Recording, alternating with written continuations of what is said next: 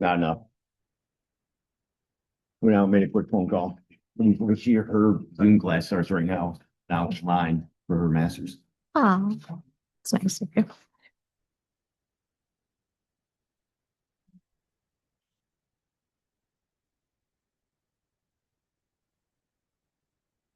We're all set. We're live. Thank you. Okay, I'm going to call to order the August 3rd, 2026 Perinton Town Board meeting. We'll start with the Pledge of Allegiance. Ms. Sarah Masterson, would you like to lead us?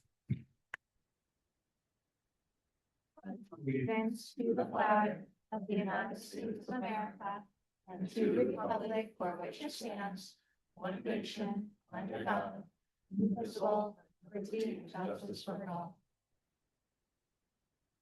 Thank you, Sarah. I'll start off by introducing. I'm Jen Townsend, Town Supervisor. With us tonight on our town board, we have Councilman Dave Masterson, Councilwoman Emily Mishler, and Councilman Mike Foligno, Town Clerk Andrew Gilchrist, and staff joining us tonight at the staff table. We have all the way down at the end our student representative Finley Driscoll, Executive Assistant to the Supervisor Melissa Martins, Project Manager Brian Dick, and Director of Planning. Is that right? Mike's not here. Never mind. Commissioner of Recreation and Parks, Jeff Nutting. Volunteer Board Coordinator, Chris Mueller. Director of Finance, Matthew Ball. Commissioner of Public Works, Jason Kennedy. And our attorney to the town, John Mancuso.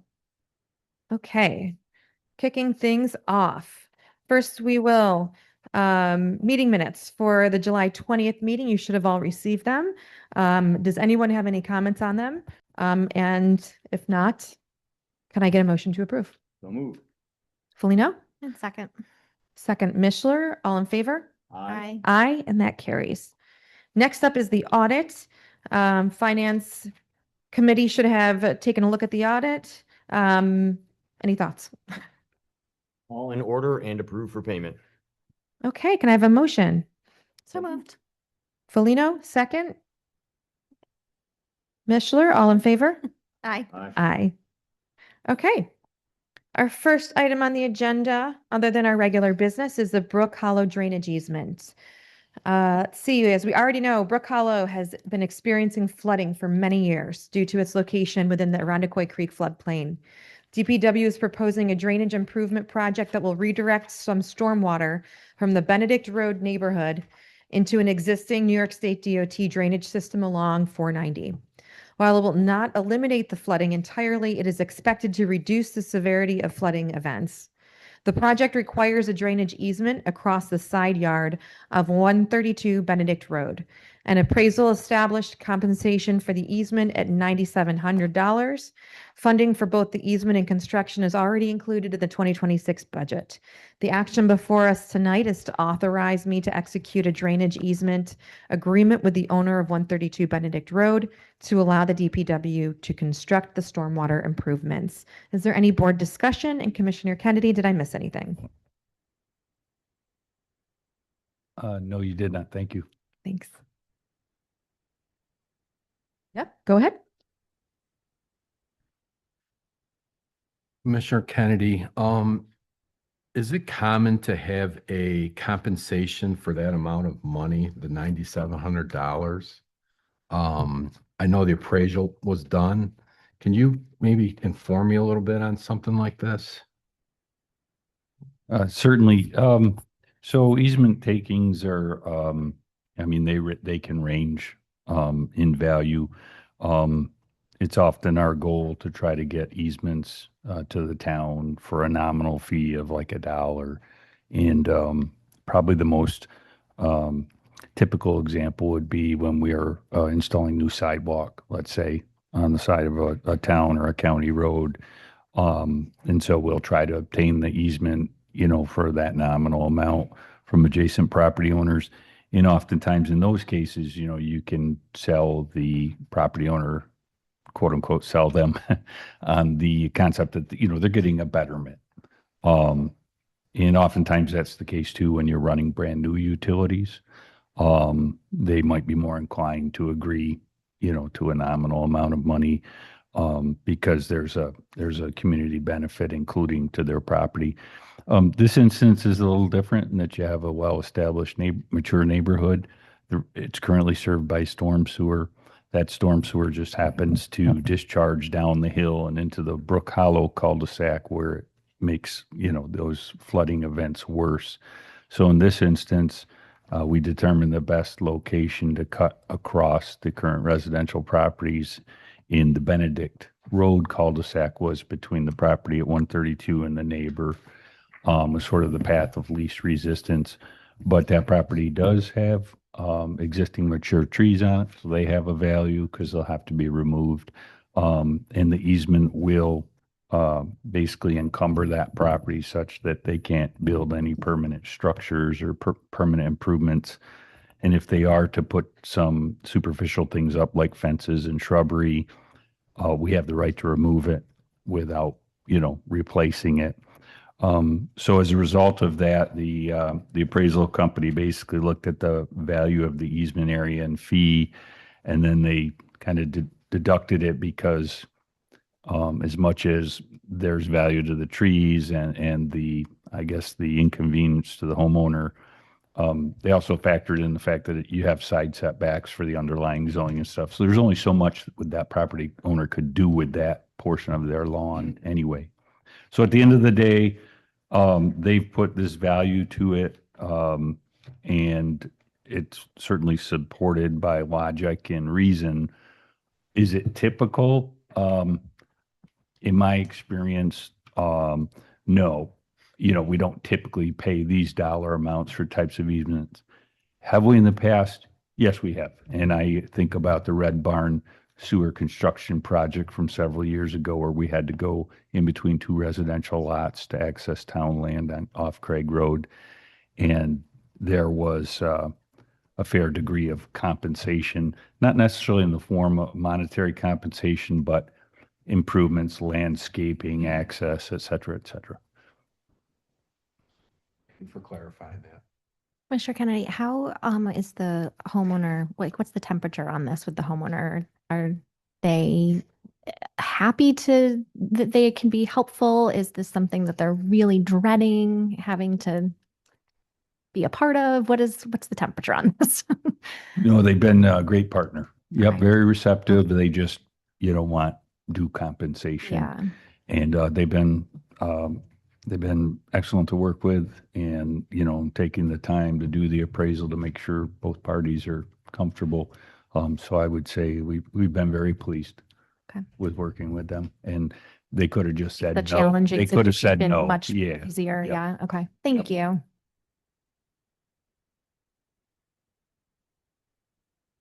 Any other questions? Okay, let me see where I am here. Okay. If there's no further comments, can I have a motion to authorize me to sign or execute this drainage easement with the owner of 132 Benedict Road?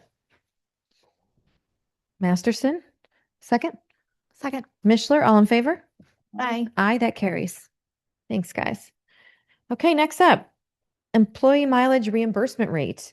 All right, the town currently reimburses employees for use of their personal vehicles at the IRS standard mileage rate.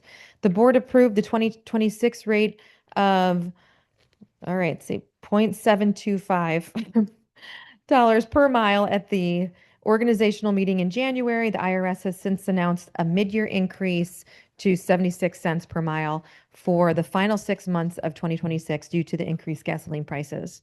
The finance director is recommending that the town adopt the new rate and also automatically follow future IRS mileage rate changes moving forward. The action before us is to approve increasing the employee mileage reimbursement to 76 cents per mile effective for the remainder of 2026, and to adopt the IRS standard business mileage rate as the town's mileage reimbursement rate going forward, with automatic adjustments whenever the IRS updates change. Mr. Ball, am I missing anything there? No, you got it all. Okay. Any questions from the board? It's like the Perinton ambulance could do something like this. Right. Well, I Right. mean, this is set by the Yeah. federal government, the Mhm. IRS, for any, not just municipal, right? That's the per mileage rate for a private sector if I was to use my personal car for professional work. Yeah, that's correct. Okay. May I have a motion approving? All right. Nope. I don't even need, I'm good. Second. Second. Mishler, all in favor? Aye. Aye.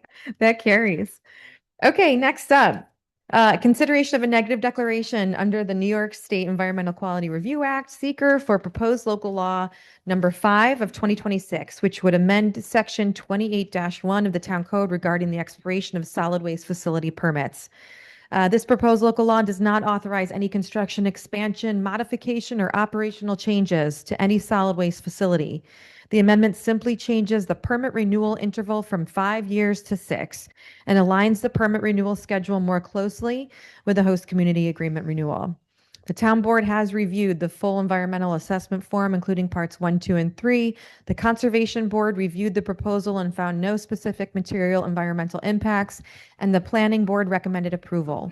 Monroe County Planning also reviewed the amendment and determined it to be an administrative code revision affecting only the permit renewal interval. I will open it up for any board discussion. Seeing none, I'll entertain a motion to adopt the negative declaration. So moved. Masterson, Second. second Mishler, all in favor? Aye. Aye, that carries. Okay, next up is the proposed local law that amends the town zoning code to change the expiration period for the solid waste facility permit from 5 to 6 years, as I just explained. I want to reiterate again, this amendment does not authorize any new construction, expansion, or operational changes to the facilities. All existing federal, state, and local permitting and regulatory requirements remain in place. A public hearing was held on July 6th, 2026, and the board is now being asked to consider the adoption of this local law. Is there any board discussion? Nope, seeing none, may I have a motion to adopt local law number 5 of 2026, amending section 208-21 of the town zoning law to change the expiration period for solid waste facility permits from 5 years to 6 years, and to authorize the town clerk to file the local law with the New York State Department of State. So moved. Bolino? Okay. Masterson, all in favor? Aye. Aye. Aye. That carries. Okay, thank you. Okay, next up on our agenda, we have 1151 Pittsford Victor Road. All right, and we've got people here. Oh, we have somebody who's going to speak. Did you guys, we don't need to present, we're just going to make a decision. And we're happy to have you come up if we have questions. Okay, so the legislature created the qualified action category. I want to talk about seeker really quick. I know you guys know, I know we know, but for people watching, the new seeker laws might be confusing. So I just want everybody to understand the process here. There is a new qualified action category to accelerate housing production on sites that have already been developed and are served by existing public infrastructure.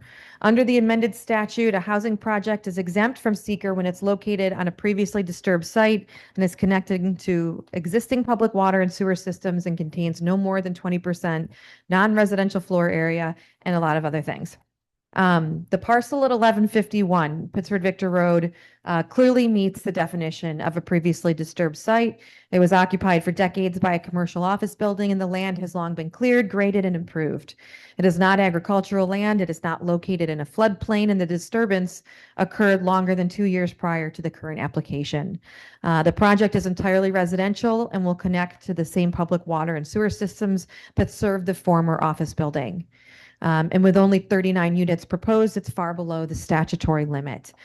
Because the project satisfies all the criteria for qualified action, as you see the resolution before you, we've included in that resolution that it is exempt from the seeker process. So as you see that, I just wanted to explain, I know the town board does know that, but I just want to make sure it's clear to the public. If they feel as though we've skipped over seeker, we have not. This is a qualified action. No, I'll move right on to the discussion about the resolution itself. I want to take a few minutes to talk about this project in the broader context of Route 96 between Mosley and Thornell Road through the basin, because I want to acknowledge that this project is not occurring in a vacuum. When we held the public hearing, the concerns we heard from residents were primarily about traffic and safety. We also heard concerns about the future of this corridor and what it will look like if development continues without a clear vision. And I think we as a board all share those same concerns. So that is exactly why we are undertaking the Route 96 sub-area plan. We are engaging residents, businesses, business owners, and our planning professionals to develop a community-driven vision for this stretch of the roadway and for all the land that surrounds it. Our goal is to eventually slow traffic and create a safer, more walkable environment.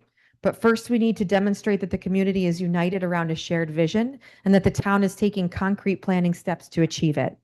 We hope to secure state support for funding, like a state DOT study, roadway improvements, or grant funding. But we need to show that we have done the local planning work before doing that, and that process is underway. I bring this up tonight while we talk about this application because I don't want residents to see this special use permit and panic, that we are not taking a hard look at this corridor. We are. But in my view, the conversion of an existing commercial office property into housing is not the fundamental problem here. The larger challenge is the design of Route 96 itself and the way development along the corridor interacts with that roadway. Today, it functions as a high-speed connection between Pittsford and Victor. It is dominated by fast-moving traffic, wide travel lanes, and an environment that is difficult to navigate on foot. It's not a place that naturally encourages people to slow down. We also need to recognize that the town does not have complete control over the amount of traffic on Route 96. It's a state highway. The traffic is funneled here from Eastview Mall, the Victor Retail Corridor, the New York State Thruway, multiple Interstate 490 connections, and continued residential growth in Victor and throughout Ontario County. However, the fact that traffic volumes will likely continue to increase does not mean that we are powerless. The solution, I don't believe, and I'm not speaking for the board, I'm just speaking for myself, is not to say no to every housing project within our little strip of land there. The solution is to require that any growth that we do accept be shaped in a way that works for the residents who already live here and who experience these impacts every day. And to leverage that growth so that the state will help fund the very necessary changes that need to be made along this roadway.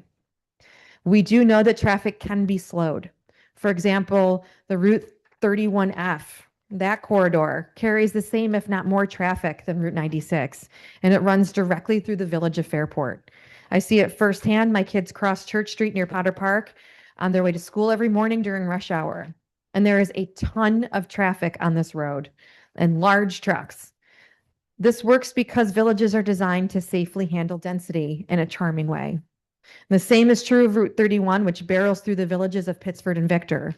These are not theoretical examples. They are state highways carrying comparable or higher traffic volumes through their communities that have made a deliberate decision to design for people and not just vehicles. What those examples tell us is that the problem was not necessarily traffic volume or density. It's the design of the roadway. Wide lanes, minimal crossings, and a lack of pedestrian or multi-use infrastructure make a road feel fast and unsafe, regardless of the number on the traffic count or the density of the units on that road. So now, bringing it all back to where we are tonight. While we're working on this planning effort, development applications continue to come before us, as you can see here tonight.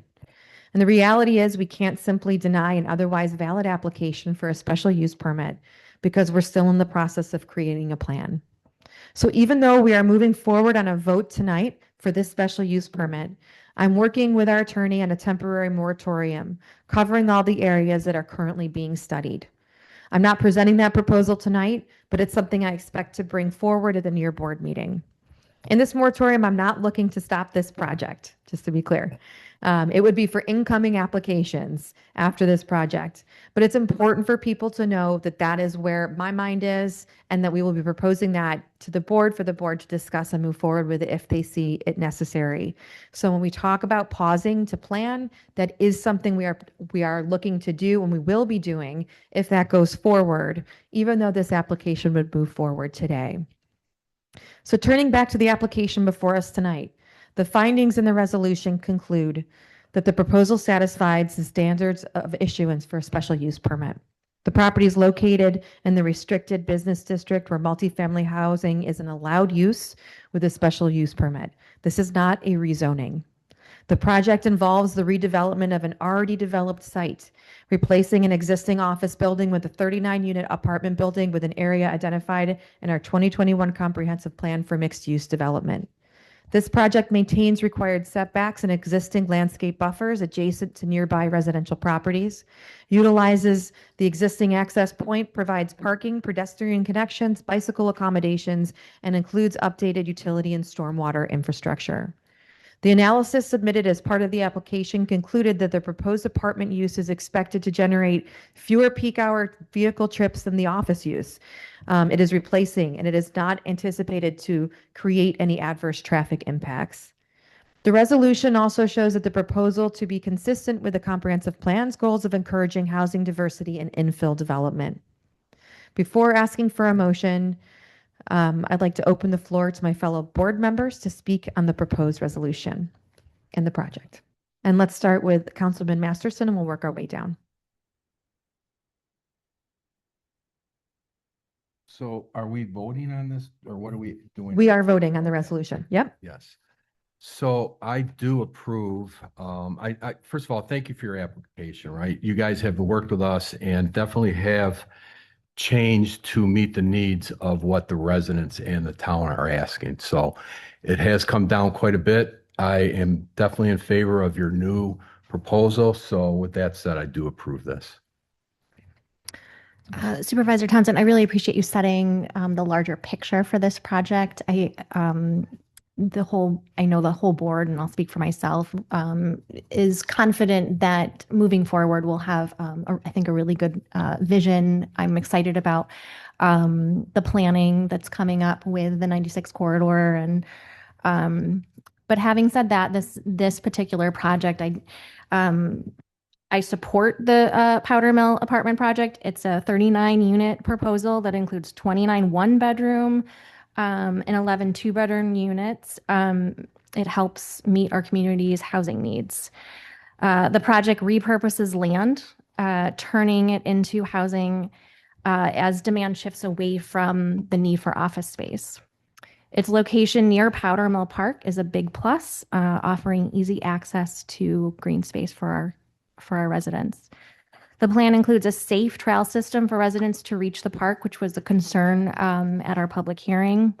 The trail system carries around the stormwater pond, which helps people get around more easily.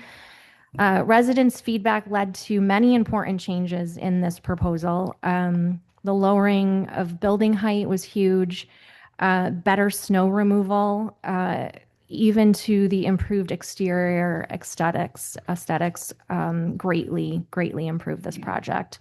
The dormers and the brick that runs the full height of the building make it much warmer, and the entrance feels much more welcoming than the original. The new pocket park is a nice addition. I love that the tree was able to be saved. It's a willow tree, right? Is it a willow tree? Locust? Locust. Okay. I'm so happy that the tree was saved. It gives neighbors a gathering space to enjoy the area. The traffic concerns have been addressed with the traffic study, and there was actually a noticeable decrease in weekday peak traffic, which is a huge positive change, I think, for everyone everyone nearby. Overall, this project combines housing needs with a practical design, better walkability, community spaces. I'm glad to see responsive changes, and I look forward to its positive impact on the neighborhood. So I think this is setting a good example for this corridor, even though we have a lot of work to still do. Right. Thank you. No, first of all, I want to thank all of the residents who emailed and showed up for this project many times. Your input is invaluable. I would also like to thank very much property owners, architect and design team for the changes, listening to all of those residents' feedback and realizing the precedents are being set and the reconfiguration of the layout and stories to eliminate the need for variances I think is huge. That was, my personal preference would be that would be replace like in kind of 2 occupied floors. But again, because of the way the code is, um, if you're able to do that, and I really appreciate those adjustments and changes by the ownership group and the architects to reconfigure their project on the aesthetic front, relocating where the trash bin is picked up. There's countless hours to address these resident concerns and everything else. I think I will play counterpoint here. Though the traffic studies may have said there will be less peak times, I think theoretically that's assuming 100% occupancy of the office building, but currently 80% vacant. I Right. think there probably will be a little bit slight increase of actual real car trips compared to today, but I think it would be negligible. One other point to address what the supervisor said, currently this does not occur in a vacuum. As the only elected official up here that has been here since prior January 1 this year and dealt with the other projects in the basin, it has been grappling, listening to the residents and how hard that corridor has been. And we as a town, and myself having been here for 2.5 years, with other projects that the elected body declined, and we had state Supreme Court justices overturned. And now we have got what the state level doing, legislating through a state budget in terms of throwing through an adjustment to seeker, taking away not just this municipality's ability to set our own zoning and stringent environmental review practice, and now heavy-handed from Albany stating that if this has been developed, you can't have a seeker process. It gets to get built. I'm saying this for the residents. I'm very sorry that it's coming during your decision. To be frank, I approve all of these changes and we are staying precedent, but I think it's important as this happens, because this happens to be the first special use permit vote since we've gotten these new directives on the qualified actions on seeker and for some of this process. And because unfortunately, sometimes the order of operations do matter. Some of the other projects were much earlier on this corridor and a little bit less. You guys happen to be at this point, and residents don't understand a lot of the behind the scenes mechanics. They just see project approved. How's this process? This one right here is different than a lot of the other ones because of that state level mandate. That's not just Perinton, that's everywhere. I disagree very strongly with that. And throughout this whole 96 corridor, I have to say again, the comprehensive plan that keeps getting referenced all over the place, not a single elected official that's here tonight was involved in any of that. Its adoption, its formulation. There's a reason that everyone whose name was on that plan is no longer sitting up here, because I think the residents really didn't like what it said and how it's being used. I wish we could go back in time and make some adjustments. I feel very bound and handcuffed by a document that I had no contribution in. But it's also apparent people who live in the 96 corridor in the Powder Mill Park area like to talk about the historical Hamlet version. They used to make blasting powder there for blasting the canal. That's not flour powder mill that you make pancakes out of. That was a blasting powder factory, heavy industrial park. There was explosions that have killed workers there in the past. We look back up. So it's not like it was a pure idyllic pasture area in Hamlet. It's been a state highway since the 20s. There's articles in the 1946 Democrat and Chronicle that talk about the new modern superhighway through Bushnell's Basin. It's all Richardson's Canal House, the canal. That has always been a corridor for commerce and travel with residential and commercial uses all overlapping. The park itself, in terms of quiet area, is very, very new. It's the same concept of the Erie Canal towpath used for recreation and leisure. That up until about the 70s was purely another form of commerce. It was not meant for recreation, leisure, fishing. It was moving goods. It wasn't meant to go and hang out, but it's been repurposed. But there is some growing pains along the way. And as we're repurposing this corridor and balancing these needs at the worst possible time, getting hamstrung by a state that does not have to deal with the local impacts. I just wanted to share all of that. But again, in re-education to the applicant, so greatly appreciate all of the changes and updates. And that is the mode of that corridor, especially between Craig Road and Gull Woodcliff Drive with all of those office buildings. As things shift and demand and use changes, that is what's going to happen probably. More adjusting to the economy, just like that used to be heavy industry and the need for that was no longer there. And then it pivoted. That does happen. We just happen to be here at a time during transition. So thank you. Thank you. Speaking of all of those involved, is Don Metzger online for this? Is he? I would He imagine. is online. Oh, okay. I just, Hi, Don. he was such a huge part of this that I was hoping he was online at least. Hi, Don. Good question. Okay, so at this time, if there's no further comments, I'll entertain a motion to approve the resolution granting the special use permit for the proposed Powder Mill Apartment project at 1151 Pittsford Victor Road, subject to the conditions outlined in the resolution. So moved. Felino, Second. Mishler, all in favor? Aye. Aye. Any opposed? Did you say aye? Okay. Did say aye, Okay, yes. yep, that carries. All right, thanks, guys. Thank you, gentlemen. Yep. Okay, last up on our agenda is a request from Council Member Mishler regarding the intersection at Jefferson Avenue and Fairport Road. As outlined in her memo, this intersection serves as an important connection for residents accessing Perinton Park and the skate park and experiences significant bicycle and pedestrian activity. The purpose of this item is to begin a conversation with the board and staff about potential opportunities to improve safety at the intersection. Recognizing that Fairport Road is a state highway and any changes would require coordination with New York State Department of Transportation. Councilmember Mishler, I'm so happy you brought this up because it's a pretty wild spot right now. So I will turn it over to you. Well, it feels very much like similar to the conversations we've been having about other roads in our meeting tonight. Right. You know, I mean, I think this idea of calming traffic, slowing traffic, where, you know, speeds have gotten excessive, where there's especially a lot of activity in that particular area. Right. I think at one time that intersection of Jefferson Ave and Fairport Road probably was sufficient. But we all know and love the skate park and Perinton Park there. And not only is there a ton of activity at that particular intersection, it's a lot of bike activity. And there are particularly younger families and younger pedestrians trying to navigate that intersection.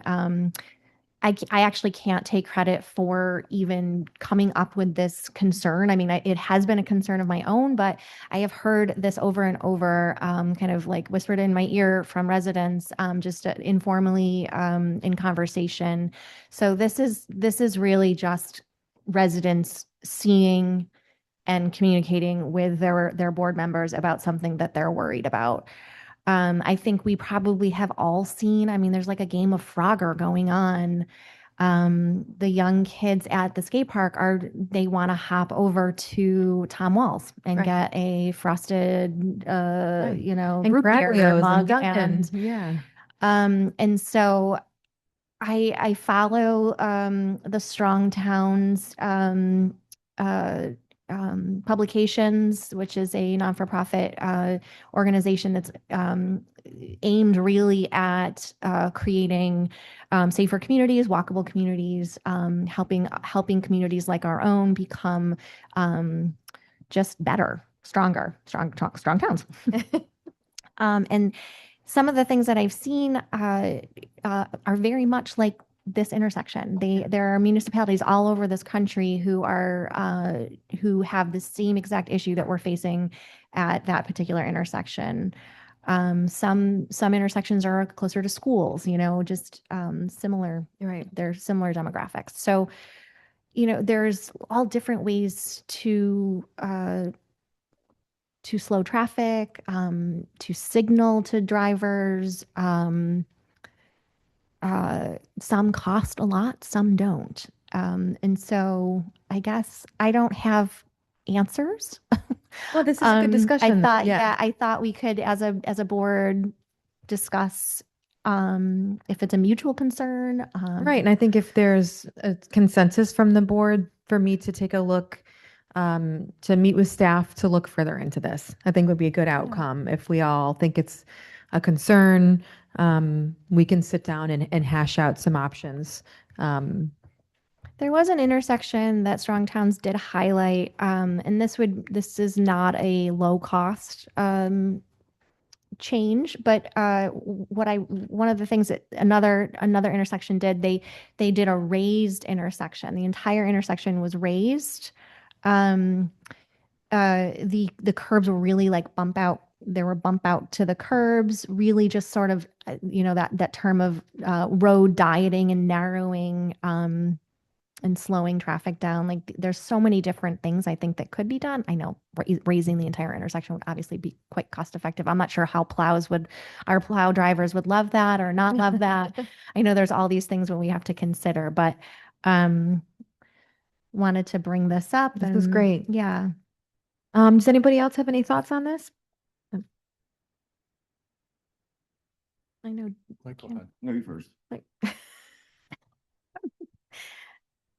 Dave, you had some things. I think that you had done some research yourself. So I have to ask first, first, thank you for bringing this up and bringing it to the attention Sure. of everybody. It's a wonderful observation, and to take it into the town is a wonderful thing. Hopefully it will go forward, need be. Have there been any accidents recently or over time in this area? Does anybody know? I don't know. Yes, actually, I want to say probably 2 to 3 years ago, there was a gentleman on a motorized scooter that was struck Okay. very badly. I don't know if he ended up passing, trying to go north I from, think it was one of our veterans. yeah, Right, on his Oh, motorized really? scooter. yeah. Oh, I think like 3 to 4 roughly, right?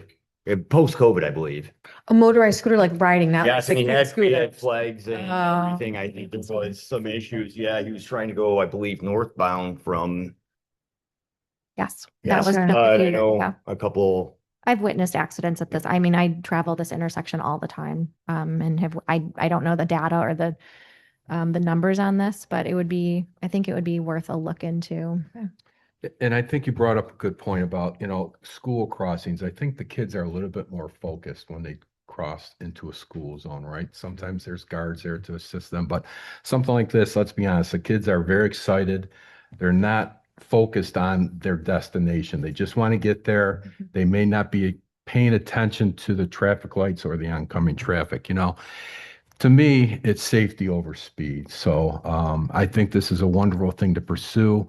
I recently did take a class on Monroe County land use, and it had to do with street smarts. And this was one of the topics that they talked about. And I was talking to Emily prior. There are some examples here, but we are not the experts, as we know that. This is something that we would have to have somebody assist us in suggestions. So, I know. Well, I was talking to our town historian Bill Perret, who he's so good. He reads all of our agendas, and if there's anything that he would like to comment, he will message me. And he saw this on here, and this was something that was meaningful to him. And he said, obviously one of the problems is that young kids are not going to the corner. They're Right. not going to the intersection to use the safer option. And something to note also in that area there is a safe underpass under the bridge. So if you're at the park, you can choose to go under the bridge and around. I mean, it is. Sidewalk. Oh, right. It's just Like along the canal. yes, it's just a much longer route. So and I Yeah, know they're just running across the they're road just from running across the road. Tom The Walsh sight over. lines Yeah. there are really not in kids' favor. I mean, there's a No. hill that traffic is cresting, Mhm. and if kids are at the wrong time with the cars cresting there, they might Yeah. not even see them. And if they're going fast, which they do, Yeah. so It's worth a conversation to, I'll sit down with staff and we can figure out what options there are for that area. I notice kids just running across the street. Me too. Right there, lots of them. I mean, I do not want to bring this topic up right now, but e-bikes don't make it any better because they're wheeling all over the place outside the skate park. That whole area is just getting a little wild. And so anything we can do to funnel kids to, and I mean kids, anybody to the safe crosswalk area and maybe direct them more clearly so they know it's there and that they can no jaywalking, or I don't even know what you would do anymore to like have kids not just run across the road. But I'm sure there's strong town suggestions through your transportation information that you have. Councilman Masterson is probably worthwhile as well, and we'll sit down with staff to come up with some recommendations. Okay. This is great. Thank you. Yeah. All right, my turn for comments. Yeah. And then Mr. Felino. So this is very important to me because I grew up on Jefferson Avenue, and my childhood candy store that I used to ride my bike to is now the drive lanes of the current O'Connor Road, because I would go north and it was 7-Eleven and Friendly's, I remember some. where currently situated CVS, between CVS to Lions National Bank, that was the plaza. And so it was only a T intersection, not a four-way. So it was much safer to cross in that regard.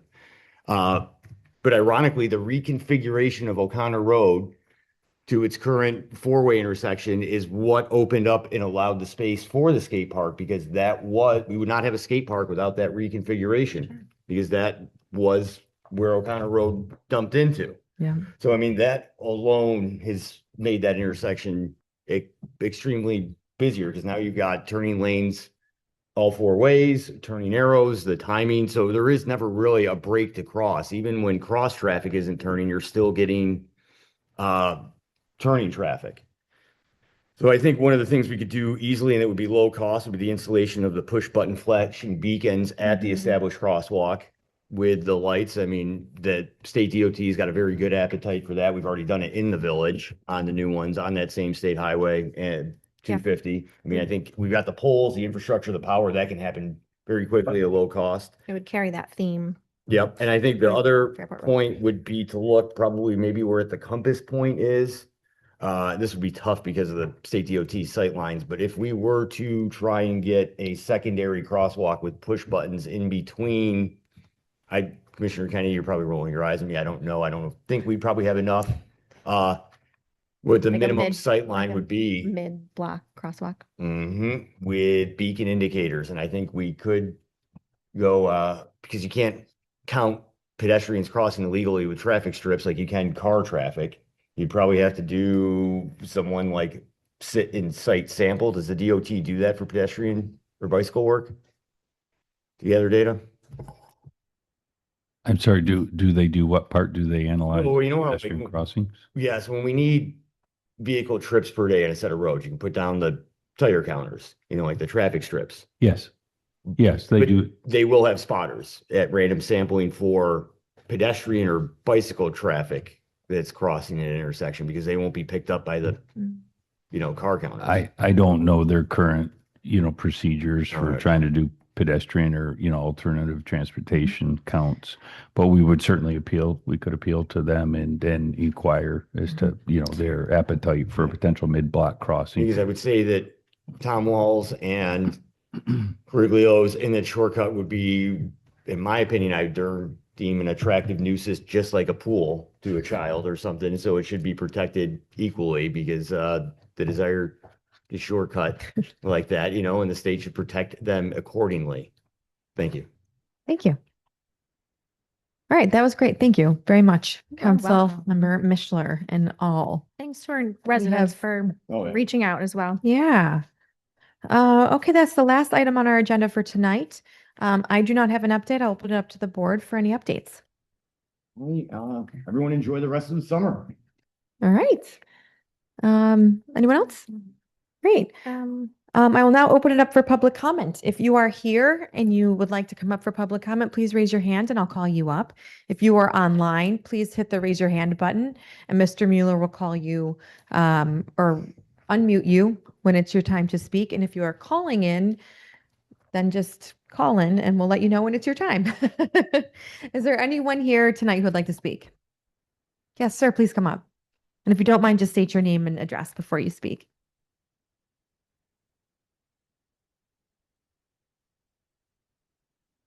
Hey, town board. My name is Dan Christensen. I live at 7 Kirkby Trail. So that's just by the Perinton wagons. Um, I'm here to bring awareness about a dangerous road intersection. So not that dissimilar from Nice. the last agenda topic you were just talking about. Good dovetail. Good dovetail. Yes, thank you, Mike. Slightly different though from what you guys were just talking about. This is at the intersection of Route 250 and Garnsey. And I'm here specifically to ask for your help in advocating with the state to make a change since 250 is a state road. And I realize you don't have power directly Right. over this intersection. So here's what happens. So on southbound traffic on 250, it stacks up at the light. Sometimes because it's red, of course, and other times because people are making a left turn, right? So then it stacks up going behind it. It's one lane. The problem is that it's so wide that the shoulder becomes an automatic right turn lane, right? So you just, Yeah. right? And so by design, it encourages you to do the wrong thing. Now, you might be saying to yourself, well, who cares? Just do it, right? Like everyone else is doing it. The problem is, and it's personal to me, is because many years ago, as a young man, there was a similar intersection, not this one, but a similar intersection. Everybody did this, made the right-hand turn. So I did, but in this occasion, there were like 3 or 4 police officers just waiting on the side, waiting for everybody to do this, and they just pulled all of us over, right? Rightfully so. It's illegal. You shouldn't be making a right turn in the shoulder. So ever since then, I have followed the law. Now, the problem is that by following the law, I'm sitting there at the red light, and you know where this is going. Everyone's riding the shoulder next to me to turn right. So now when it's my turn, it's a very merge in dangerous and- situation, right? yeah. Because they're not looking for me, even though my blinker's on. And then it becomes this awkward kind of situation where we're trying not to hit each other as I'm making the right and they're kind of behind me. So anyway, the solution here is, I don't believe, is more enforcement, right? Enforcement works for a day, but then you've got the other thousands of people that are still doing it. The problem here is the design of the intersection. It encourages you to do something illegal. And so I'm hoping you can help me make this a less dangerous intersection. I would hope, ideally, you would just make it a right turn lane. That would be awesome. Now, I don't know from an engineering standpoint if the road is built. I'm sure there are engineering requirements in order to support vehicles in there, and I don't know if it fulfills that. And so I'm hoping that we can simply advocate. So there's really 2 asks here. One is to, if the town would be willing to send a letter to the New York State DOT, asking them to investigate this and the safety of this intersection, right? That's one. And the second would be making our state representative, who I believe would be Jen Townsend, not Jen Townsend, who would be Jen Lunsford. Thank you. Happens a lot. Yeah, who I was actually just speaking with on a different issue. But anyway, so Jen Lunsford, as she can follow this perhaps as well. So that's what I'm asking for. I'm not asking for money. I'm not asking for resource. I'm asking for help advocating in this dangerous intersection here. Yeah.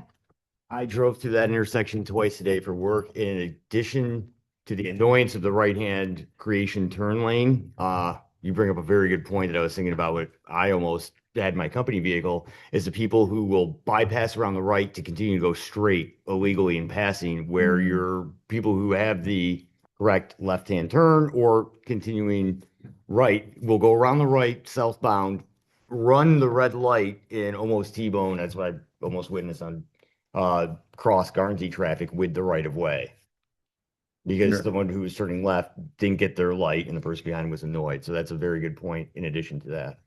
Thank you. You're right. That is another scenario that is uncomfortable for everybody. Well, thank you. Yeah, this is great. Thank you. And I will talk to Assemblymember Lunsford about it. Thank you. I'll Okay. follow up with an email as well. Great. Thank you, Mr. Christensen. Anyone else that's here tonight? Okay, Mr. Mueller, anyone online? The one phone in caller. Okay, phone and caller. Mr. Hopwood, can you hear us? Mr. Hopwood, could you unmute your mic? He's just not unmuting his phone yet.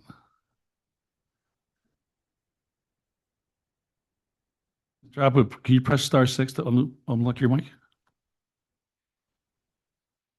*6. Hello? Yep, we can hear you. Can you speak up? Oh, yes. Hold on a second. Let me turn up the volume. Can you hear me now? We can hear you. We can hear you. Yep. Great, great. First, I'd like to thank both Jen and Melissa for giving me an opportunity to address the town officials. I have a problem, or had a problem, that I wanted to share with the town board because it affects hundreds, if not thousands, of renters here in Fairport. I've been a resident of Fairport for 40 years. My son graduated from Fairport High. We both went to, were graduates of Brockport State. I received a distressing letter from my landlord last month indicating that he had decided not to allow me to renew my lease.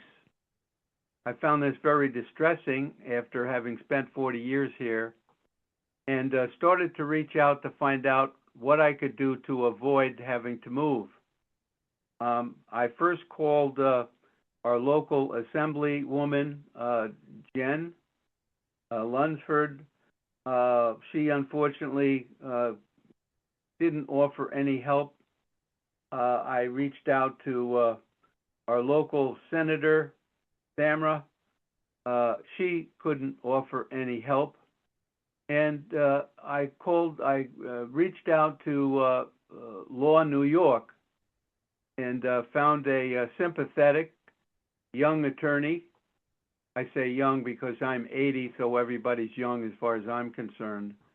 And he said, let me research what we can do to keep you in Fairport and keep you in your townhouse, in my case. He did his research, called me back a week later and said, there's nothing protecting you from landlord abuse here in Fairport. And I found out that there was a New York State law that was passed in 2023, I believe, entitled the Fair Eviction Law that was passed by the state. But I found out that not a single suburban town surrounding the city of Rochester opted in, is the term that was used, opted in to protect the renters from abusive landlords. Not a single town. I wanted to research that law and found out that the law basically was passed to help small landlords deal with expediting evictions where the eviction was justified. And it also limited annual rent increases to 5 to 10% above the annually based official inflation rate, all of which were commendable. Unfortunately, the other part of the law did not offer any assistance from abusive landlords that could say, as they did me, we're not going to renew your lease, and we don't need a reason why we're not going to renew your lease. That was very distressing. Just as distressing was this landlord, which bought my complex. It's a cul-de-sac off of Jefferson Road, about 50 townhouse units. This landlord, when he bought the complex, he told us that we all had to leave our townhouses for a period of 2 months so that they could refurbish. But it was at our expense. It cost me $5,000 to vacate the premises for the 2 months and then move back in. Then, after that year, he began to raise our rents, and as of 2026, he raised our rents from $925 to $1,800, little more than 10% a year. And there was nothing we could do about it because the protections of the fair eviction law did not apply to anyone outside of the city of Rochester. I was appalled because I felt that our representatives had our best interests in mind, but obviously they did not. And so I'm calling to alert our representatives, our publicly elected representatives, not to allow this type of condition to persist. Hopefully, our progressive-minded Fairport Town Council can understand the abuses that are occurring, not just from Fairport, but for those of us in Fairport, against these kinds of abuses. And I'd be curious to find out and follow what, if any, interest the Fairport Town Council can do in order to alleviate this continuing abuse. Unless you think I'm a malcontent or an embarrassment to the community, I'm a 80-year-old veteran, I'm wheelchair bound, and I've never made a late payment in all the years I've been renting. I would have thought that that type of an individual is a plus for the community, but obviously not, at least as far as my representatives are concerned. So the bottom line is, and I did get a birthday card from Samra, but I don't know what the budget is for sending out birthday cards to her constituents, but I didn't really get any help when I needed it. And I'd like to follow through on what, if anything, the town board can do to protect the hundreds, if not thousands, of renters in Fairport, if not around, anywhere around this area. Because let's face it, the 3 Ps are the nicest areas of Rochester. At least that's the claim, of which Fairport is a part of Perinton. So I was joking with my lawyer about what can he do, and he said, well, you have my sympathy, there isn't anything we can do. And I said, well, what do you think about me going public, getting on the local TV 8, 10, and 13, and informing the public of the problems that we renters are having and the lack of help from our publicly, our public representatives. And he said something very wise. He said, well, we all know what happens to whistleblowers. So but I figured at 80, what can they do to me? But I guess the reason for my publicizing this problem that is so unfair to our Fairport renters, including me, that I hope that somebody has a conscience and is willing to say, if he's any indication of what's going on in our community, we need to step up. And I would love to hear something positive from your group. And with that, Thank you. I'll let Can you I? comment. Yes. I'm So, sorry. sorry to interrupt. Would you mind giving us your name and address for my fellow board I'm members sorry. here? My name is Gary Hopwood. I reside at 10 Terrace Villas, which is a townhouse complex of about 50 off of Jefferson Road, along with about a half a dozen other rental areas close by. Great. I'm glad you called in. I know you and I have had a chance to chat about this a bit. I think right now I can certainly open it up to the board to chat about, but I think it makes sense for all of us to take a look at the good cause eviction law first and educate ourselves on what it is before we speak to it. And if we want to put that on an agenda at some point, we most certainly can do so. But Mr. Hopwood, I appreciate you calling because I know this would likely not be in our purview if you had not brought it up. So thank you. Yeah, it might interest you to know that no one, and when I say no one, none of our representatives or even the attorneys at Law New York knew about this 2023 fair eviction law, much less opting in or opting out for its constituents. So I wouldn't blame anybody for the ignorance because it seems to be widespread. Nobody knows about it except that they did not opt in to protect their or their constituents.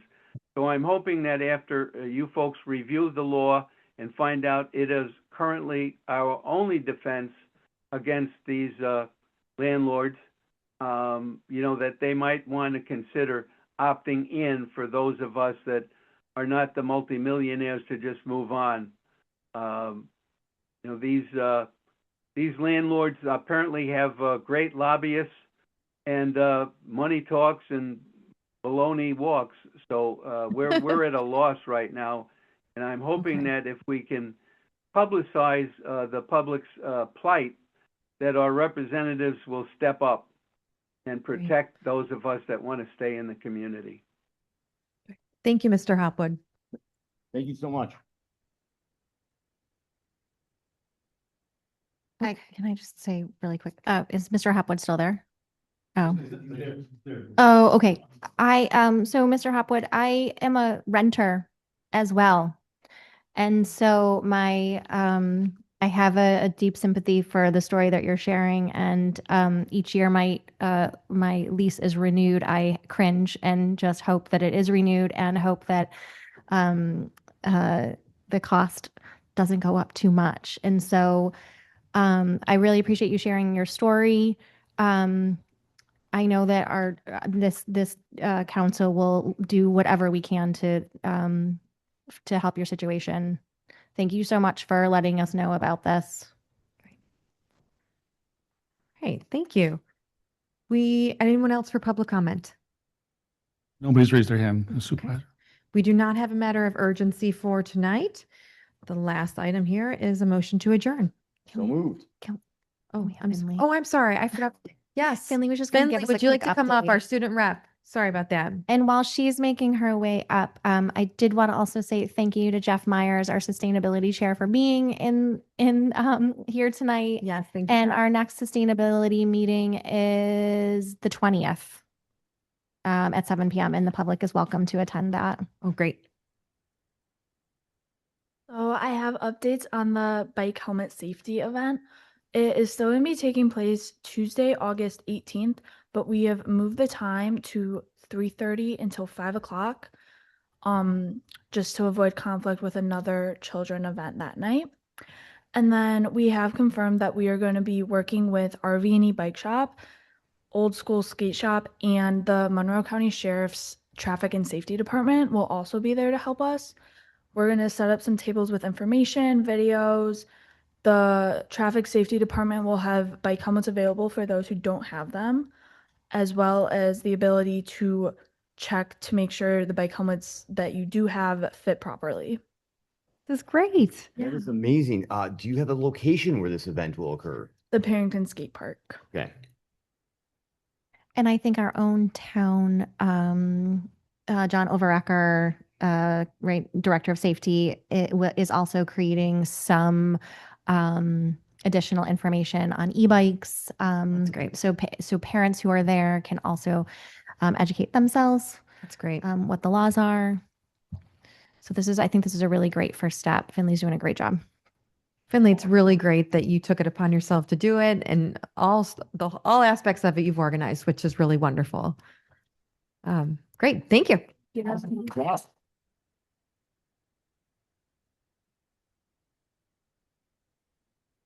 Okay, we have a motion to adjourn. Can I have a second? Second. Ms. Sher, all in favor? Aye. Aye. Thank you all very much for coming tonight. Our next town board meeting will be Monday, August 17th, 7 o'clock right here.